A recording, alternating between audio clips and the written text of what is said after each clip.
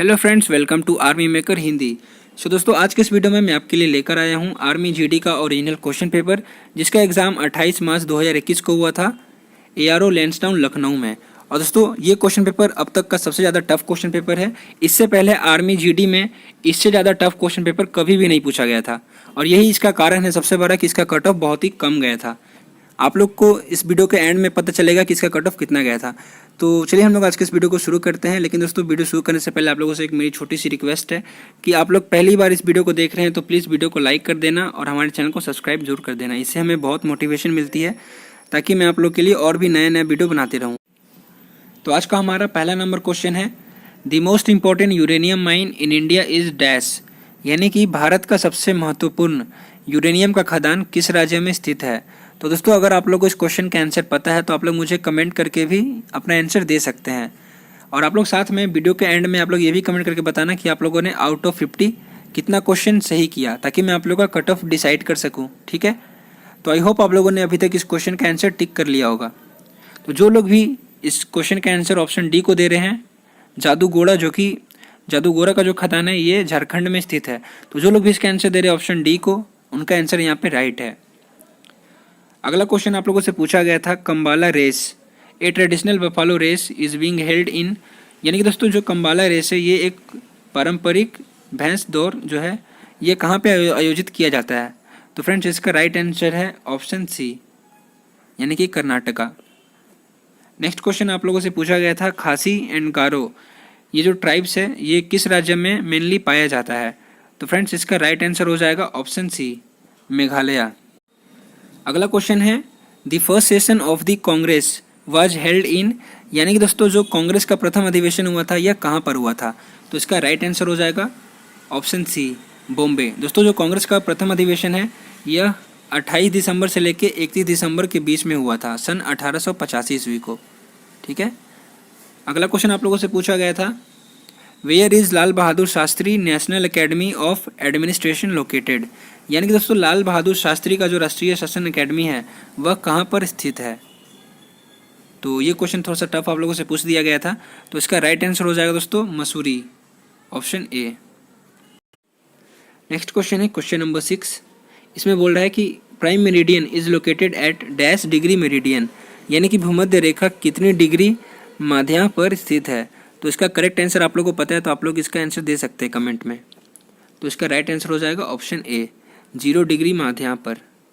अगला क्वेश्चन है, who was admired as tempestuous Hindu in 1893 in the world parliament of religions in Chicago. और हिंदी में यहाँ पे बोल रहा है कि 1893 के शिकागो में होने वाली विश्व धार्मिक सभा में किसे एक प्रभावशाली हिंदू के रूप में सराहा गया था। तो इसका करेक्ट आंसर हो जाएगा ऑप्शन बी, स्वामी विवेकानंद। और दोस्तों यहाँ पे देखिए मिस प्रिंट है, 1853 नहीं होगा, यहाँ पे 1893 होगा। ठीक है, ये जो सम्मेलन हुआ था वो 1893 ईस्वी में हुआ था। ठीक है, तो आप लोग इसको करेक्ट कर लेना। अगला क्वेश्चन आप लोगों से पूछा गया था, the air that contains moisture to its full capacity, यानी दोस्तों आर्द्रता को पूरे तौर पर ग्रहण करने के पश्चात हवा क्या कहलाती है। तो उसे हम लोग कहते हैं सेचुरेटेड एयर, ऑप्शन बी इसका करेक्ट आंसर हो जाएगा। अगला क्वेश्चन है, which of the following kingdoms were associated with the life of the Buddha, यानी कि निम्नलिखित में से कौन से राज्य बुद्ध के जीवन से जुड़े थे। तो इसका राइट आंसर हो जाएगा ऑप्शन डी, कौशल। नेक्स्ट क्वेश्चन है क्वेश्चन नंबर 10। इसमें बोल रहा है कि निम्नलिखित में से धौलाधर पर्वतमाला की मशहूर जनजाति का नाम बताओ। Which of the among following is an important tribe of the Dhauladhar range. तो इस क्वेश्चन का अगर आप लोग को आंसर पता है तो आप लोग कमेंट करके मुझे इसका आंसर बता सकते हैं। तो इसका राइट आंसर हो जाएगा ऑप्शन बी, गड्डी। अगला क्वेश्चन है क्वेश्चन नंबर 11। इसमें बोल रहा है, headquarters of which bank are located in Manipur and Karnataka, यानी कि दोस्तों किस बैंक का मुख्यालय मणिपुर और कर्नाटका में स्थित है। तो इस क्वेश्चन का राइट आंसर अगर आप लोग को पता है तो आप लोग जल्दी से इसका आंसर दीजिए। तो सब लोग इसका आंसर दे रहे हैं ऑप्शन ए, जो कि गलत है। इसका राइट आंसर हो जाएगा ऑप्शन बी, सिंडिकेट बैंक। अगला क्वेश्चन है क्वेश्चन नंबर 12। इसमें बोल रहा है, Meenambakkam international airport is in, Meenambakkam अंतर्राष्ट्रीय हवाई अड्डा कहाँ पे स्थित है। तो इस क्वेश्चन का राइट आंसर हो जाएगा ऑप्शन सी, चेन्नई में स्थित है। अगला क्वेश्चन है question number 13। The largest irrigation canal in India is called the dash, यानी कि दोस्तों भारत में सबसे बड़ी सिंचाई की नहर कहाँ पे स्थित है? तो इसका राइट आंसर हो जाएगा दोस्तों, हमारे भारत में सबसे बड़ी सिंचाई की नहर जो है वो इंदिरा गांधी नहर है, जो कि राजस्थान में स्थित है।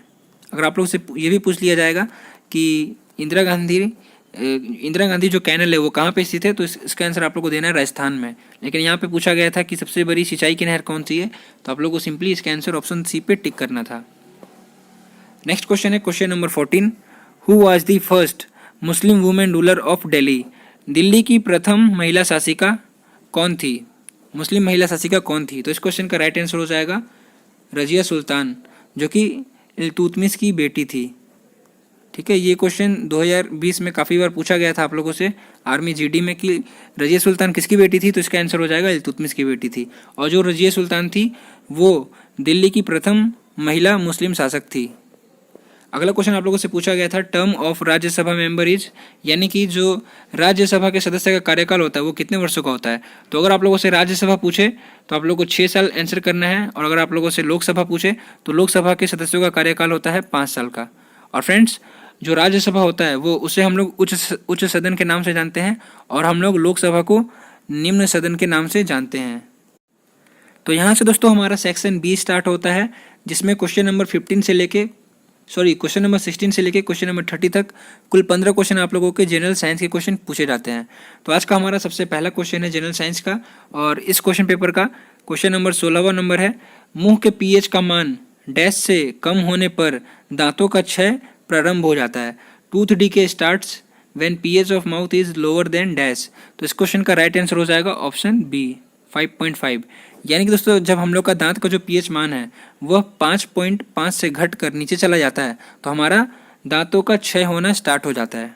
ठीक है, तो इस क्वेश्चन का राइट आंसर हो जाएगा ऑप्शन बी। नेक्स्ट क्वेश्चन है the molecular formula of cane sugar is dash.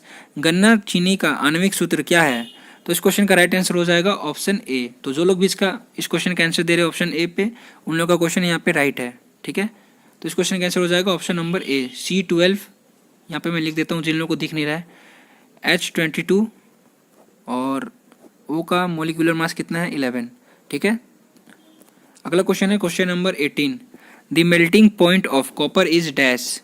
यानी कि दोस्तों तांबे का गलनांक डैश डिग्री सेल्सियस होता है। तो इस क्वेश्चन का आंसर आप लोग दीजिए।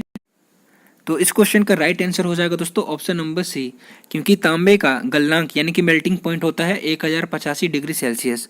और वहीं अगर आप लोगों से तांबे का क्वथनांक पूछ दे तो आप लोग को वहाँ पे आंसर करना है 2562 डिग्री सेल्सियस।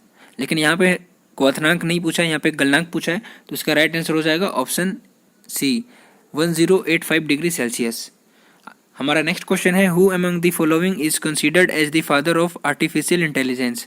यानी कि निम्नलिखित में से किसे कृत्रिम बुद्धि का जनक माना जाता है।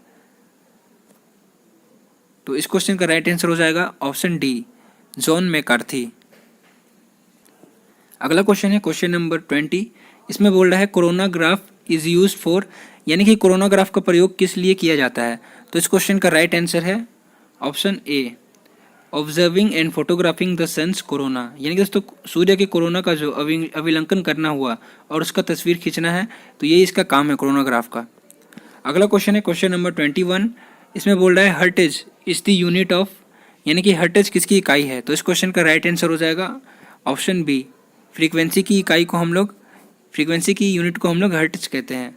अगला क्वेश्चन है what do you understand by aerodynamics, यानी कि आप वायु गति शास्त्र से क्या समझते हैं। तो इस क्वेश्चन का राइट आंसर हो जाएगा यह हवा या गैस के प्रवाह में होने वाली हलचल का विज्ञान है। तो इस क्वेश्चन का राइट आंसर हो जाएगा ऑप्शन नंबर बी। अगला क्वेश्चन आप लोगों से पूछा गया था the revolver was invented by dash. Revolver का आविष्कार किसके द्वारा किया गया था। तो इस क्वेश्चन का राइट आंसर है ऑप्शन बी सैमुअल कोल्ट। अगला क्वेश्चन है which of the following is an first calculating device.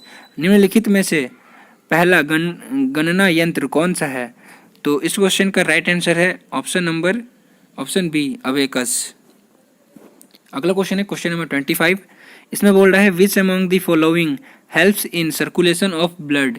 इनमें से कौन सा रक्त संचार में सहायक है। तो इस क्वेश्चन का राइट आंसर हो जाएगा white blood cells, option number A, यानी कि सफ़ेद रक्त कोशिकाएं, जिसे हम लोग लिम्फोसाइट्स भी कहते हैं। अगला क्वेश्चन आप लोगों से पूछा गया था, at high altitude nose bleeding occurs due to, यानी दोस्तों अधिक ऊंचाई वाले क्षेत्र में किस कारण नाक से खून बहने लगता है। तो फ्रेंड्स अगर हम लोग अधिक ऊंचाई में जाते हैं, जैसे कि हम लोग अगर पहाड़ में चढ़ते हैं, ठीक है, जब जब हम लोग पहाड़ में चढ़ाई करते हैं तो वहाँ पे क्या होता है, वायुमंडलीय दाब घट जाता है, क्योंकि जैसे जैसे हम लोग ऊपर जाते हैं तो वायुमंडलीय दाब वहाँ वहाँ पे घटते जाता है, ठीक है, लेकिन हमारा जो ब्लड प्रेशर है वो इंक्रीज़ हो जाता है। तो देखते हैं ऑप्शन में क्या दिया है। यहाँ पे दिया है ब्लड प्रेशर का तो कहीं नहीं दिया, लेकिन दोस्तों यहाँ पे देखिए निम्न वायु दाब दिया है, निम्न वायुमंडलीय दाब दिया है, तो इसका राइट आंसर हो जाएगा ऑप्शन सी। और अगर ऑप्शन में ये भी दिया रहता कि वहाँ हम लोग का ब्लड प्रेशर हाई हो जाता है इसलिए नाक से खून आता है, तो वो भी इसका आंसर सही हो जाता है, लेकिन यहाँ पे हमारे रक्तचाप के बारे में कहीं नहीं दिया है, तो इसका राइट आंसर हो जाएगा ऑप्शन सी। नेक्स्ट क्वेश्चन है क्वेश्चन नंबर 27। इसमें बोल रहा है बोटानी is the study of dash, यानी कि वनस्पति विज्ञान किसका अध्ययन है। तो फ्रेंड्स वनस्पति विज्ञान हम लोग सब जानते हैं कि वनस्पति विज्ञान पौधों के जीवन के बारे में अध्ययन है, तो इसका राइट आंसर हो जाएगा ऑप्शन नंबर बी। अगला क्वेश्चन है which is the correct unit for measuring terrestrial distance, यानी कि टेरेस्टेरियल दूरी को मापने के लिए कौन सी इकाई सही है। तो इसका राइट आंसर हो जाएगा ऑप्शन डी, लाइट ईयर। अगला क्वेश्चन है क्वेश्चन नंबर 29। इसमें बोल रहा है फोटोसिंथेसिस ओकर्स मैक्सिमम इन, यानी कि प्रकाश संश्लेषण किस में सबसे अधिकतम होता है। तो फ्रेंड्स प्रकाश संश्लेषण सबसे ज़्यादा होता है रेड लाइट में, तो इसका राइट आंसर हो जाएगा ऑप्शन बी। अगला क्वेश्चन है क्वेश्चन नंबर 30। इसमें बोल रहा है which of the following is a primary fuel, यानी कि प्राकृतिक ईंधन कौन सा है। तो दोस्तों प्राकृतिक ईंधन वही होता है जो हमें प्राकृतिक से प्राप्त होता है, जैसे कि कोयला हो गया, इसका मैं एग्जांपल दे रहा हूँ। जैसे मान लीजिए कोयला हो गया, ये प्राकृतिक ईंधन में आता है। फिर से लकड़ी हो गया, ये भी प्राकृतिक ईंधन में आता है। फिर से गोबर हो गया, यानी कि दोस्तों काऊ डंप, ये भी आपका प्राकृतिक ईंधन में आता है। तो इस क्वेश्चन में लकड़ी तो है नहीं, ना ही गोबर है, तो इसका राइट आंसर हो जाएगा कोयला। ऑप्शन नंबर सी इसका राइट आंसर हो जाएगा, क्योंकि ये हमें प्राकृतिक से प्राप्त होता है। तो यहाँ से दोस्तों हमारा मैथ का सेक्शन स्टार्ट होता है, जो कि सेक्शन सी में आता है, और इसमें टोटल आप लोगों से 15 क्वेश्चन मैथ के क्वेश्चन पूछे जाते हैं। सो आज का हमारा मैथ का पहला क्वेश्चन है क्वेश्चन नंबर 31। इसमें बोल रहा है एक मोटर बोट प्रवाह की निचली दिशा में 9 किलोमीटर यात्रा तय करने में 2 घंटे का समय लेती है, और प्रवाह की दिशा में वही दूरी तय करने में 6 घंटे का समय लेती है। तो बोट की चाल किलोमीटर प्रति घंटा में प्रवाह, और प्रवाह का मतलब होता है दोस्तों धारा, तो बोल रहा है कि किलोमीटर प्रति घंटा में धारा, और धारा के विपरीत क्या होगी। तो फ्रेंड्स ये क्वेश्चन बोट एंड स्ट्रीम यानी कि नाव और धारा से पूछा गया क्वेश्चन है, और इस क्वेश्चन को सॉल्व करने के लिए मैं आपको इसका बेसिक बता देता हूँ। तो सबसे पहले इस क्वेश्चन को सॉल्व करने के लिए हम लोग क्या करते हैं कि नाव की गति को हम लोग हमेशा x मानते हैं, और जो धारा की गति होती है यानी कि नदी की धारा की गति को हम लोग हमेशा y मानते हैं। और कभी भी आपको बोला जाए कि नाव जो है वो धारा के अनुकूल बह रहा है, तो हमेशा अनुकूल में बह रहा है, यानी कि दोस्तों नाव की एक अपनी कोई गति होगी x किलोमीटर प्रति घंटा, और जो नदी की धारा होगी उसकी भी कोई गति होगी, उससे हम लोग हमेशा ऐड कर देंगे, तब जाके हम लोग को धारा के अनुकूल जो है वो गति प्राप्त होगी। ठीक है, हम लोग यहाँ पे मैं इसका बेसिक लिख देता हूँ। और कभी आपको धारा के प्रतिकूल बोले, अनुकूल का मतलब होता है अप स्ट्रीम और प्रतिकूल का मतलब होता है डाउन स्ट्रीम, तो कभी आप लोग को नाव की गति को अगर आप लोग को प्रतिकूल में ले जाना हो तो हम लोग क्या करेंगे, नाव की गति से धारा की गति को माइनस कर देंगे, तो ये निकल के आएगा डाउन स्ट्रीम यानी कि प्रतिकूल। ठीक है, तो उम्मीद करता हूँ आप लोग को बेसिक आप लोग यहाँ से समझ में आ गया होगा। तो यहाँ पे देखिए दोस्तों क्या बोल रहा है कि जो नाव है वो 2 घंटा में 9 किलोमीटर की दूरी तय करता है अप स्ट्रीम में, यानी कि अनुकूल में, धारा के अनुकूल में। तो 2 घंटा में 9 किलोमीटर की दूरी तय किया, तो 1 घंटा में कितनी दूरी तय करेगा, 4.5 किलोमीटर दूरी तय करेगा। तो मैंने आपको अभी बेसिक बताया था कि धारा के अनुकूल में कभी भी जाने को बोले तो आप लोग क्या करना है, नाव की गति से धारा की गति को जोड़ देना है। तो ये कितना निकल के आया, 4.5 घंटा। और फिर उसके बाद आगे बोल रहा है कि धारा के प्रतिकूल दिशा में वो उतनी ही दूरी 6 घंटे में तय करता है। तो 6 घंटे में 9 किलोमीटर दूरी तय किया, तो 1 घंटे में कितनी दूरी तय करेगा, 1 घंटे में वो 1.5 किलोमीटर दूरी तय करेगा। तो धारा के प्रतिकूल का मतलब कितना होता है, x माइनस वाई बराबर 1.5 किलोमीटर प्रति घंटा। तो यहाँ पे हम लोग को क्या निकालने को बोला है, नाव की गति और धारा की गति। तो फ्रेंड्स नाव की गति कितना निकल के आएगा, नाव का गति का मतलब है x और धारा की गति का मतलब है y। तो हम लोग को x और y का मान निकालना है। तो सिंपली हम लोग क्या करेंगे, इसको x का मान निकालने के लिए क्या करेंगे, हम लोग इन सब को प्लस कर देंगे। तो इन सब को अगर हम लोग प्लस करेंगे तो ये प्लस वाई और माइनस वाई आपस में कट जाएगा, और ये x प्लस एक्स कितना निकल के आएगा, 2x, और इज इक्वल टू के उस पार में 4.5 प्लस 1.5 निकल के कितना आएगा, 6 निकल के आएगा, यानी कि 4.5 प्लस 1.5 6 निकल के आएगा। तो फ्रेंड्स 2x बराबर 6 निकल के आया, तो x बराबर कितना निकल के आया, 3। तो यहाँ पे आप लोग देख सकते हैं x का मान निकल के आ गया 3, और हम लोगों ने कितना निकाला था, x प्लस वाई 4.5 निकाला था। तो फ्रेंड्स अगर x प्लस वाई बराबर 4.5 है तो x माइनस वाई कितना निकल के आएगा, 1.5। तो यहाँ पे हम लोग निकाल लिए x का मान, यानी कि दोस्तों नाव का चाल कितना निकल के आया, 3, और जो नदी की जो धारा है उसका स्पीड कितना निकल के आया, 1.5। तो इसका राइट आंसर हो जाएगा ऑप्शन डी, 3 किलोमीटर और 1.5 किलोमीटर। नेक्स्ट क्वेश्चन है क्वेश्चन नंबर 32। इसमें बोल रहा है कि एक व्यक्ति 320 आम का विक्रय मूल्य पर 400 आम बेच देता है, तो उसका हानि प्रतिशत कितना होगा। तो फ्रेंड्स एक व्यक्ति है जो कि कुछ रुपए में 320 आम खरीदता है और 400 आम को बेच देता है उतने ही रुपए में, तो उसका कितना प्रतिशत घाटा हुआ, यही हम लोग को यहाँ पे निकालना है। तो पहले वो आदमी 320 आम खरीदा था कुछ रुपए में, और उतने ही रुपए में गलती से 400 आम बेच दिया। तो कितना आम यहाँ पे एक्स्ट्रा बेचा, 80 आम एक्स्ट्रा बेचा, कितने रुपए पे, सॉरी कितने आम पे, तो 320 आम पे। तो इसको हम लोग 100 से गुना कर देंगे, ठीक है। तो 0 से 0 कट गया, 8 से ये गया आपका 4 बार में, और 4 से 100 गया 25 बार में। तो ओवरऑल दोस्तों इसका 25% हानि हुआ। तो इसका राइट आंसर हो जाएगा ऑप्शन सी। अगला क्वेश्चन है क्वेश्चन नंबर 33। इसमें बोल रहा है कि परिमेय और अपरिमेय संख्या का गुणनफल हम लोग को यहाँ पे ज्ञात करना है।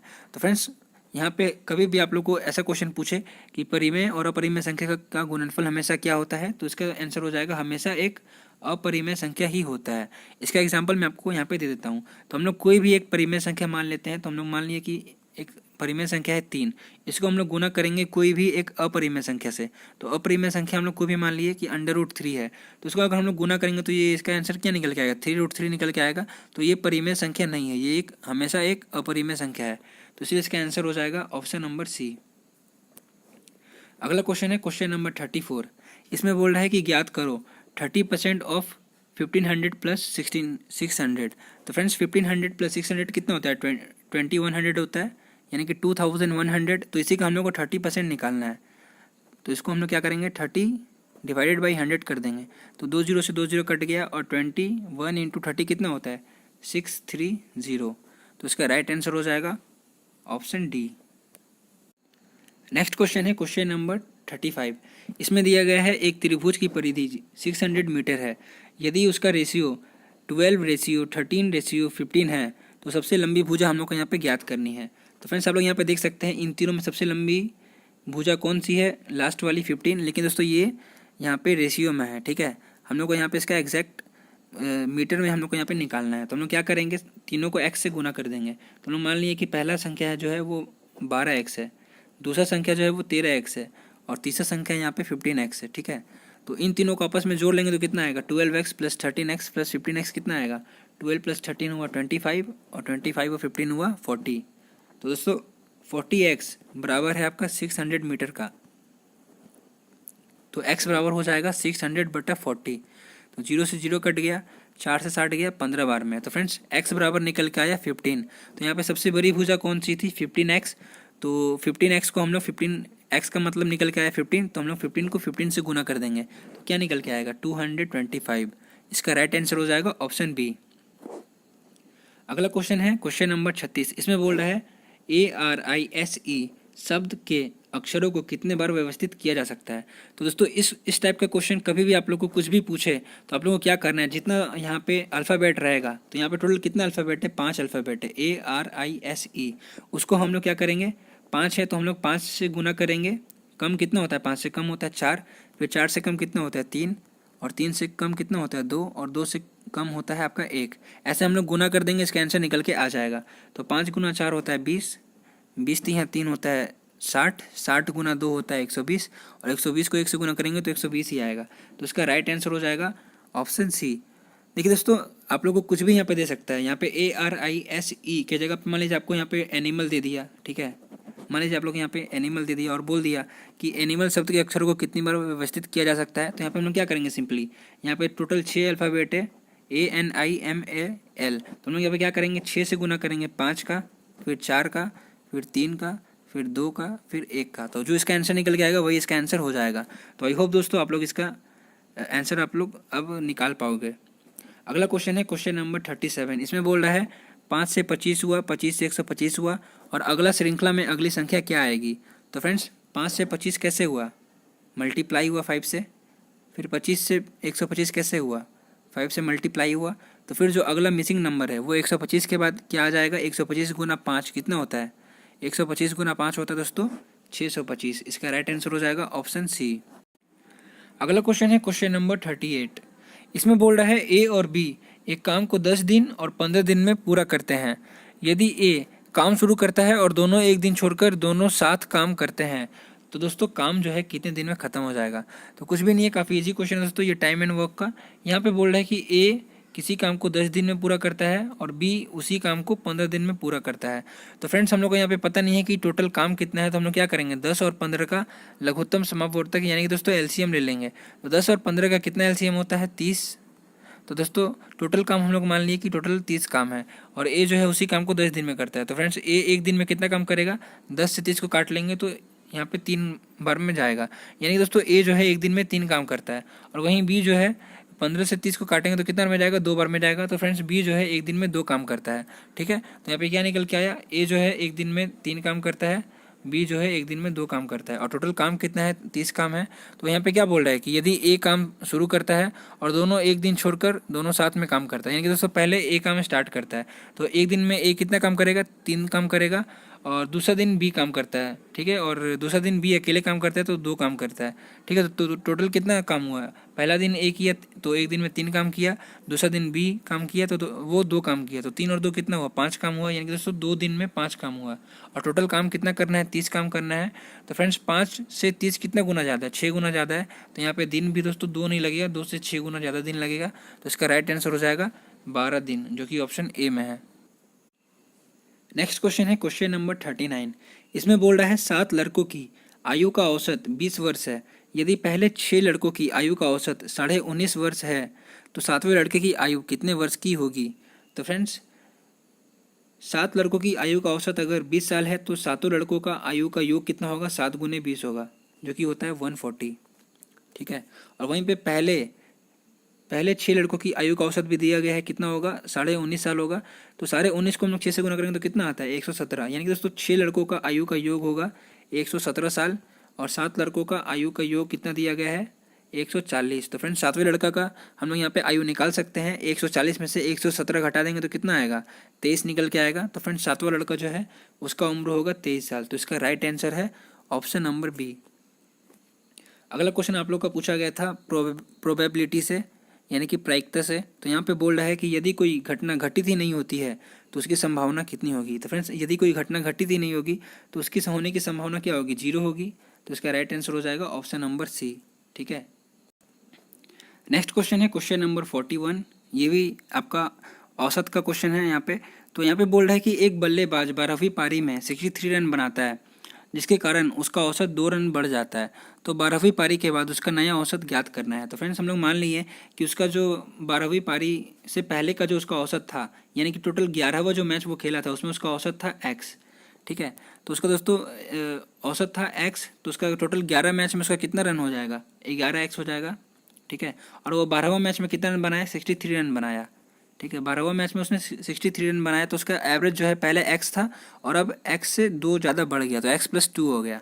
तो हम यहाँ पे क्या करेंगे, 12 को x और 2 से गुना करेंगे। तो फ्रेंड्स यहाँ पे कितना निकल के आएगा, 11x + 63 यहाँ पे होगा, और इज इक्वल टू के उस पर में जाके ये 12x + 24 बन जाएगा। तो यहाँ पे कितना आया था, 11x + 63 is equal to 12x + 24।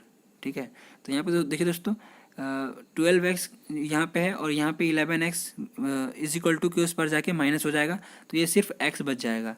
Is equal to यहाँ पे 63 है और यहाँ पे 24 इज इक्वल टू के इस साइड में आएगा, तो ये 63 से माइनस हो जाएगा 24, तो कितना निकल गया 39 निकल के आएगा।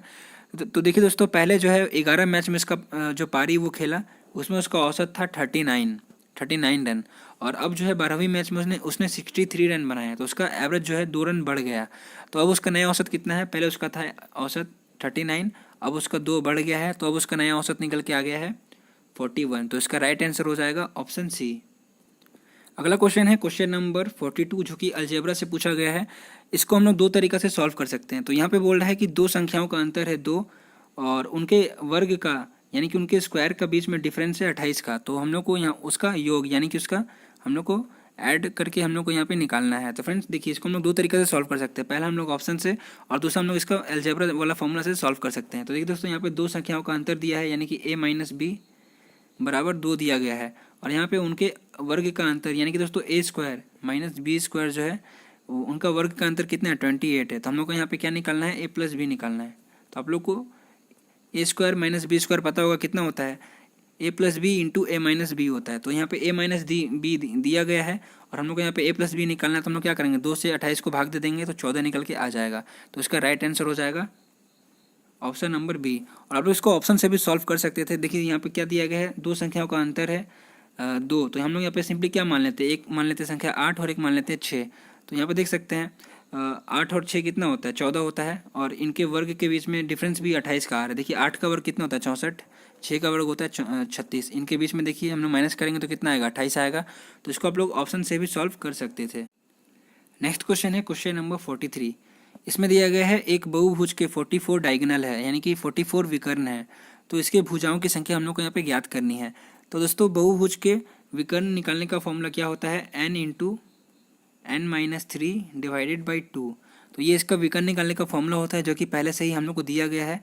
टोटल 44 इसका डायगोनल यानी कि 44 विकर्ण है। तो इसका फॉर्मूला होता है n into N minus 3 divided by 2। ठीक है तो यहाँ पे हम लोग क्या करेंगे n इंटू एन करेंगे, n को n से गुना करेंगे तो n स्क्वायर हो जाएगा माइनस n को 3 से गुना करेंगे तो 3n हो जाएगा। तो n स्क्वायर माइनस 3n बराबर होगा आपका 44 जो है 2 से जाके गुना हो जाएगा। तो friends n square minus 3n कितना निकल के आया n स्क्वायर माइनस 3n निकल के आया आपका 88। 44 गुना तो होता है 88। ठीक है तो हम लोग 88 को ये इज इक्वल टू के इस पार लेफ्ट हैंड साइड में लेके आएंगे तो ये माइनस हो जाएगा। एन स्क्वायर ये प्लस में है और इज इक्वल टू के लेफ्ट हैंड साइड में लाएंगे तो ये माइनस हो जाएगा। तो N square minus 3n minus 88 बराबर 0 निकल के आया। ठीक है तो यहाँ पे हम लोग इसको एक बार मिटा लेते हैं। क्या निकल के आया था N square minus 3n minus 88 बराबर 0 निकल के आया था। तो फ्रेंड्स हम लोग को यहाँ पे 88 का ऐसा फैक्टर निकालना है 2 जिसको घटाने पे मतलब आपस में घटाने पे यानी कि बड़ा संख्या को छोटा संख्या से घटाने पे 3 निकल के आना चाहिए बीच वाला। ठीक है तो यहाँ पे हम लोग को एक ऐसा फैक्टर दिख रहा है 88 का, एक है आपका 11 और एक है आपका 8। ठीक है अगर हम लोग 11 को 8 से घटाएंगे तो यहाँ पे हम लोग को 3 निकल के आ जाएगा। ठीक है तो यहाँ पे हम लोग अब n का मान क्या निकल के आया एन स्क्वायर माइनस 3n के जगह पे हम लोग ये लिखेंगे 11n माइनस 8n। ठीक है माइनस 88 बराबर 0 क्योंकि हम लोग माइनस का 3n को ये भी तो लिख सकते हैं 11 माइनस 8 क्योंकि 11 माइनस 8 भी 3 ही होता है। तो यहाँ पे n का मान कितना निकल के आया एक निकल के आया 11 और एक निकल के आया आपका 8 जो कि माइनस में 8 माइनस में है। तो यहाँ पे बोल रहा है कि n का मान निकालने के लिए तो n का मान बड़ा वाला हम लोग लेंगे हमेशा। तो बड़ा वाला मान क्या है 11 है तो इसका राइट आंसर हो जाएगा 11 ऑप्शन नंबर सी। अगला क्वेश्चन आप लोगों से पूछा गया था find which is the next number in series. यहाँ पे दोस्तों जो मिसिंग नंबर है वहाँ पे क्या आएगा। तो देखिए दोस्तों यहाँ पे 31 से 25 हुआ यानी कि 7 के बाद 25 है। 31 से 25 हुआ माइनस का 6, फिर 25 से 19 हुआ माइनस का 6, फिर 19 से 13 हुआ माइनस का 6। ठीक यहाँ पे उल्टा हो रहा है 7 से 13 हुआ प्लस का 6 हुआ, वहाँ पे माइनस हो रहा था यहाँ पे प्लस हो रहा है। 13 से 19 हुआ फिर प्लस का 6। तो 19 के बाद जो मिसिंग नंबर है क्या आएगा प्लस का 6 आएगा। तो 19 और 6 कितना होता है 25 होता है। तो इसका राइट आंसर हो जाएगा ऑप्शन ए। अगला क्वेश्चन आप लोगों से पूछा गया था 1589 मिलीग्राम को ग्राम में बदलने के लिए हम लोग क्या करेंगे 1000 से भाग दे देंगे क्योंकि दोस्तों 1000 मिलीग्राम जो है वो मिलकर 1 ग्राम बनाता है। तो इसको हम लोग 1000 से डिवाइड करेंगे तो कितना आएगा 1.589 ग्राम आएगा जो कि ऑप्शन नंबर ए में दिख रहा है। तो इसका राइट आंसर हो जाएगा ऑप्शन ए। तो यहाँ से हम लोग का रीजनिंग का सेक्शन स्टार्ट होता है जो कि सेक्शन डी में आता है। यहाँ पे आप लोग को 46 से लेके 50 तक टोटल 5 क्वेश्चन रीजनिंग क्वेश्चन पूछे जाते हैं। तो आज का हमारा पहला क्वेश्चन आप लोगों से पूछा गया था पुरुष को महिला, महिला को लड़की और लड़की को लड़का और लड़का को कार्यकर्ता के रूप में कोड में भाषित किया जाता है। तो फिर 6 साल की महिला को क्या कोड किया जाएगा। तो फ्रेंड्स आप लोग यहाँ पे देख सकते हैं यहाँ पे बोला गया 6 साल की महिला को। तो फ्रेंड्स महिला का कोड यहाँ पे क्या दिया गया है लड़की। तो इसका राइट आंसर हो जाएगा ऑप्शन बी लड़की। ठीक है अगला क्वेश्चन आप लोगों से पूछा गया था क्वेश्चन नंबर 47। इसमें बोल रहा है श्रृंखला में विषम संख्या को हम लोग को यहाँ पे ज्ञात करना है। तो यहाँ पे 5 संख्या दिया गया है, 3, 5, 7, 9 और 11। तो इन पाँचों में सबसे डिफरेंट कौन सा आप लोग को नंबर दिख रहा है, तो वो हो जाएगा आपका 9, क्योंकि 9 जो है दोस्तों वो आपका 3 का स्क्वायर होता है। तो इसलिए इसका राइट आंसर हो जाएगा ऑप्शन डी, 9। नेक्स्ट क्वेश्चन है क्वेश्चन नंबर 48। इसमें बोल रहा है कि एक व्यक्ति की ओर, ये ब्लड रिलेशन का क्वेश्चन है। यहाँ पे बोल रहा है कि एक व्यक्ति की ओर इशारा करते हुए दिनेश ने कहा, उसका एकमात्र भाई मेरी बेटी के पिता का पिता है। तो व्यक्ति का दिनेश से क्या संबंध है। तो देखिए दोस्तों, यहाँ पे बोल रहा है कि एक व्यक्ति की ओर इशारा करते हुए दिनेश बोल रहा है कि उनका एकमात्र भाई, यानी कि दोस्तों कोई आदमी है, ठीक है, यहाँ पे मैं आदमी लिख लेता हूँ। कोई आदमी है जिसका कोई एकमात्र भाई है, तो इसका कोई एक भाई होगा, तो उसका जो भाई है वो दिनेश का क्या लगेगा। तो फ्रेंड्स, दिनेश की बेटी के पिता, तो दिनेश की बेटी कोई है और दिनेश की बेटी का पिता कौन होगा, खुद दिनेश होगा। तो खुद दिनेश का वो पिता लगेगा कौन, वो आदमी का अपना एकमात्र भाई। तो दोस्तों वो आदमी का जो एकमात्र भाई का बेटा है वो दिनेश है। तो दिनेश का वो आदमी क्या लगेगा, दिनेश का वो आदमी चाचा लगेगा। देखिए, उसके पापा का भाई है तो उसका चाचा लगेगा। तो इसीलिए इसका राइट आंसर हो जाएगा ऑप्शन सी। अगला क्वेश्चन है क्वेश्चन नंबर 49। यहाँ पे बोल रहा है निम्न में से नंबर जोड़ी समूह चुने जो दूसरों से अलग है। तो यहाँ पे 36:6 दिया गया है। ऑप्शन नंबर बी में दिया गया है 15:5। ऑप्शन नंबर सी में दिया गया है 32:2 और ऑप्शन नंबर डी में दिया गया है 42:4। तो यहाँ पे आप लोग ऑप्शन ए, बी और सी में देख सकते हैं, तीनों जो है आपस में कट रहा है, यानी कि डिवाइड हो रहा है। 36 से 6 कटता है, 15 से 5 भी डिवाइड होता है और 32 से 2 भी डिवाइड होता है, लेकिन दोस्तों 42 से 4 डिवाइड नहीं होता है। तो इसलिए इसका राइट आंसर हो जाएगा ऑप्शन नंबर डी। अगला क्वेश्चन आप लोगों से पूछा गया था, एक सटीक घड़ी सुबह 7 बजे दिखाती है, जब घड़ी में दोपहर 1 बजे दिखता है तो घंटे वाला कांटा कितना डिग्री घूमता है। तो फ्रेंड्स, ये एक घड़ी है, ठीक है। यहाँ पे दोस्तों अभी मतलब सुबह का 7 बज रहा है, ठीक है। तो सुबह का 7 बजे घंटा का कांटा कहाँ होगा, यहाँ पे होगा, ठीक है। और मिनट का कांटा 12 पे होगा, सुबह का 7 बजे। और वहीं बोल रहा है कि जब दोपहर का 1 बजेगा, तो फ्रेंड्स दोपहर का 1 बजे घड़ी का जो घंटा का कांटा है वो यहाँ से यहाँ चला जाएगा, क्योंकि 1 यहाँ पे बजता है और 7 यहाँ पे बजता है। यहाँ पे 12 बज रहा है, ठीक है, यहाँ पे 6 बजता है। तो यहाँ पहले जो घंटा का सुई था सुबह को 7 बजे वो 7 पे था, और दोपहर को 1 बजे ठीक यहाँ से ही वो वहाँ पे चला गया, 1 पे चला गया कांटा घंटा का। तो वही पूछ रहा है कि कितना डिग्री घूमा। तो फ्रेंड्स, आपको पता है कि एक वृत्त में टोटल 360 डिग्री होता है और ये आधा ट्रेवल कर चुका है। तो 360 का आधा कितना होता है, 180 डिग्री होता है। तो इसका राइट आंसर हो जाएगा दोस्तों ऑप्शन नंबर ए, 180 डिग्री घूमा। तो आई होप दोस्तों आप लोगों को ये वीडियो अच्छा लगा होगा। अगर वीडियो अच्छा लगा तो प्लीज़ वीडियो को लाइक कर देना और हमारे चैनल को सब्सक्राइब भी कर देना। और आप लोग कमेंट करके जरूर बताना कि आप लोगों ने 50 क्वेश्चन में कितना क्वेश्चन सही किया। वैसे मैं आप लोगों को गारंटी दे के बोलता हूँ कि अगर आप लोगों ने 50 क्वेश्चन में अगर आप लोगों ने 25 क्वेश्चन भी सही किया है तो आराम से आप लोगों का इस क्वेश्चन पेपर में सिलेक्शन हो जाता। क्योंकि दोस्तों ये जो एग्ज़ाम हुआ था आपका 28 मार्च को हुआ था ARO लैंसडाउन में, और इसका कट ऑफ बहुत ही कम गया था, क्योंकि दोस्तों इसमें सीट बहुत ज़्यादा थी। टोटल 304 वैकेंसी थी ARO लैंसडाउन में 2021 में, और जिसमें दोस्तों इसमें एग्ज़ाम देने गए थे सिर्फ 400 लोग। तो आप लोग देख सकते हैं सिर्फ 400 कैंडिडेट ने एग्ज़ाम दिया था और वैकेंसी थी 304, जो कि बहुत ही ज़्यादा थी। इसीलिए इसका कट ऑफ बहुत कम गया था। और जिन लोगों ने भी इसका एग्ज़ाम दिया था उन लोगों का 15 से 20 क्वेश्चन नंबर में भी उन लोगों का सिलेक्शन हो गया था। आप लोग को सुनने में थोड़ा अजीब लगता होगा, लेकिन यही फैक्ट है, क्योंकि क्वेश्चन पेपर थोड़ा टफ पूछा गया था। और जो लोग भी लखनऊ के ARO लैंसडाउन से एग्ज़ाम दिए थे उन लोगों को ही पता है कि इसका क्वेश्चन पेपर बहुत ही टफ पूछा गया था। और इसीलिए 15 से 20 क्वेश्चन जिन लोगों ने भी सही किया था तो उन लोग का भी यहाँ पे सिलेक्शन हो चुका था, ठीक है। क्योंकि यहाँ पे वैकेंसी सीट ज़्यादा थी और लड़के लोग बहुत कम थे, इसीलिए इसका कट ऑफ बहुत कम गया था। तो उम्मीद करता हूँ आप लोगों को ये वीडियो पसंद आया होगा। वीडियो को लाइक कर देना और ज़्यादा से ज़्यादा इस वीडियो को शेयर करना। मिलते हैं किसी नेक्स्ट वीडियो में, तब तक के लिए जय हिंद, जय भारत।